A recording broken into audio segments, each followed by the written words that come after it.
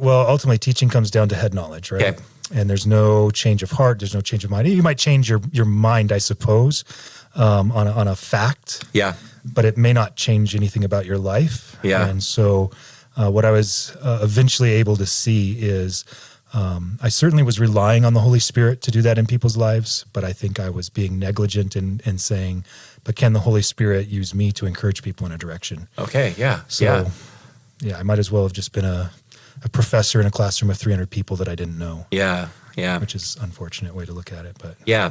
Well, something that really helped, that helped the penny drop in my mind was just somebody. It was just so simple. Like, yeah, Shaun, you wish it would be like a professor came and explained, but it was just like somebody just like simply was just talking about the Great Commission, Matthew 28, verse 20. Jesus says to go into all the nations, preach the gospel, make disciples, and teach them to obey all that I have commanded you. yeah, And then simply highlighting that they weren't necessarily, and we weren't necessarily told to go teach them everything Jesus said, but teach them how to obey everything Jesus said. And then kind of realize, like, I'm not doing that.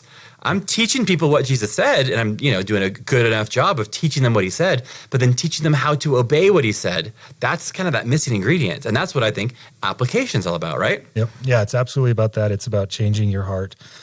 So one of the phrases I use often when I'm teaching people to teach the Bible is, at the end of this, does your understanding of this passage make you more like Jesus or more like the Pharisees?